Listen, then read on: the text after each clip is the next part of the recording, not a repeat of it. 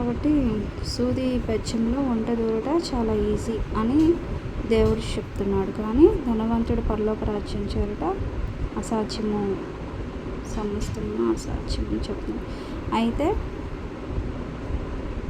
పేతురు, ఇదిగో మేము సమస్తమును విడిచిపెట్టి నిన్ను వెంబడిస్తున్నాం కదా, మాకేమి దొరకను అని ఆయన అడుగుతున్నాడు. అంటే యేసు వారితో ఇట్లా అని, పునర్జన్మ యందు మనుష్య కుమారుడు తన మహిమగల సింహాసనం మీద ఆసీనుడై ఉండినప్పుడు నన్ను వెంబడించిన మీరును 12 సింహాసనం మీద ఆసీనులై ఇశ్రాయేలులో 12 గోత్రముల వారికి తీర్పు తీర్చుదురు అని దేవుడు మాట్లాడుచున్నాడు. నా నామం నిమిత్తము అన్నదమ్ములనైనను అక్కచెల్లెలనైనా తండ్రి నైనను తల్లినైనను పిల్లలను భూములను ఇండ్లనైనను విడిచిపెట్టి ప్రతివాడును 100 రెట్లు పొందును.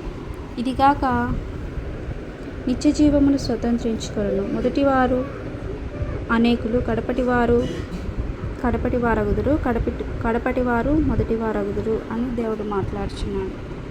కాబట్టి పేదరు అడిగిన దానికి దేవుడు 12 సింహాసనాలు ఉంటాయి, అంటే 12 మంది శిష్యులకి 12 సింహాసనాలు మీద ఆసీనులై ఉండి 12 గోత్రముల వారికి మీరు తీర్పు తీరుస్తారా అని దేవుడు మాట్లాడుచున్నాడు.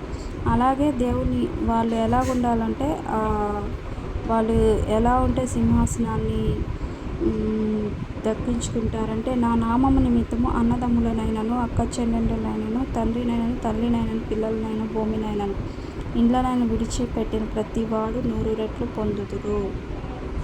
ఇవన్నీ విడిచిపెడితే కానీ దేవుని సింహాసనము స్వతంత్రించుకునగలరు. ఎందుకంటే ఈ ప్రేమలు ఉంటే వారిలో, ఈ లోక ప్రేమలు ఉంటే దేవుని ప్రేమ వారిలో ఉండదు. ప్రేమించాలి కానీ దేవుని కంటే ఎక్కువగా ఎవరిని ప్రేమించకూడదని దేవుడు మాట్లాడుచున్నాడు.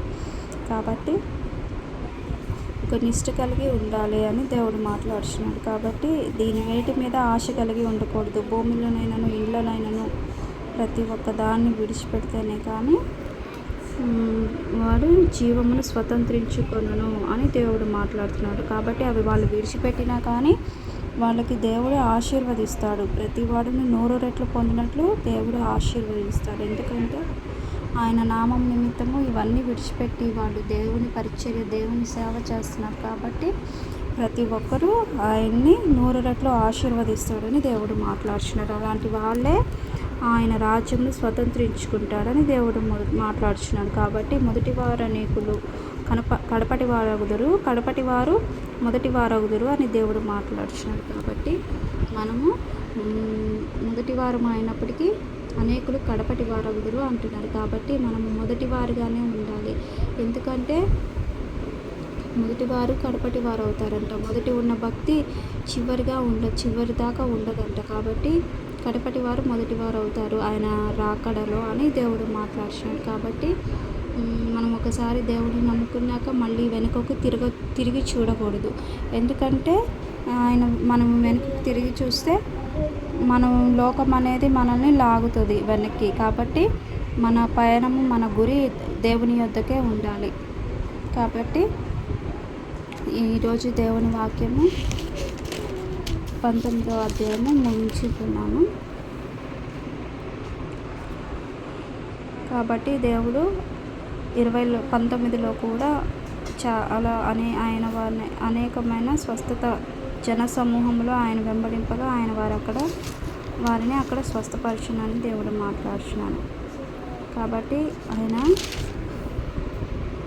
వాక్యాల్లో చాలా మటుకు స్వస్థత కార్యాలు జరిగించాడు. కాబట్టి ఆయన మీద ఆధారపడదాము. ప్రతి ఒక్క విషయంలో ఆయనను వెంబడిద్దాము. కాబట్టి అలాగే మనము నిత్య జీవాన్ని పొందుకోవాలంటే ఏం కావాలి అని కూడా దేవుడు చెప్తున్నాడు. కాబట్టి దేవుని వాక్యం యేసు నరహత్య చేయవద్దు అని చెప్తున్నాడు. ఒకరిని హత్య చేయకూడదు, వ్యభిచరింపకూడదు, దొంగిలించవద్దు, అబద్ధ సాక్ష్యాలు పలకవద్దు, తల్లిదండ్రులను సన్మానించాలి, నిన్ను వలె పొరుగువారిని ప్రేమింపవద్దు అని చెప్పాను. ఇవన్నీ అనుసరిస్తేనే మనకి నిత్య జీవంలో ప్రవేశిస్తాము అని దేవుడు మాట్లాడుతున్నాడు. జీవంలో ప్రవేశిస్తామంట. కాబట్టి దేవుని వాక్యము ఎప్పుడూ పాపం చేయమని చెప్పదు, పాపము చేయమని ప్రేరేపించదు. ఆయన వాక్యము పరిశుద్ధమైనది. ఒక పాపి మారాలనే ఆయన వాక్యం చెప్తుంది. కానీ ఎప్పుడు ఒకళ్ళు పాడవ్వాలని, ఒకళ్ళ జీవితం ఇదవ్వాలని అని ఇంకా దేవుడు ఏం చెప్తున్నాడంటే, ఒక పాపి, ఒక మనుష్యుడు పాత రోత జీవితాన్ని విడిచిపెట్టి పరిశుద్ధంగా మంచిగా జీవించాలి అన్నదే దేవుడి వాక్యం. కానీ ఒక మతం మారాలని, ఒక కులాలు మారాలని ఆయన ఎప్పుడూ అనలేదు. ఎందుకంటే ఆయనకి ఒక మనిషి ముఖ్యం, మతం కాదని దేవుని వాక్యం చెప్తుంది. కాబట్టి ప్రతి ఒక్క మనిషి ఆయన రక్తం చేత కొనబడిన వారు. ఎందుకంటే ఆయన మన కొరకు ఆయన బలియాగమయ్యాడు. చివరి ఆఖరి రక్తపు బిందు కూడా మన కోసం కార్చాడు. కాబట్టి ప్రతి ఒక్కరూ ఆయన ప్రాణం యొక్క త్యాగాన్ని గుర్తించాలని నేను కోరుకుంటున్నాను. అలాగే ఆయన వాక్యము ముగిస్తున్నాను.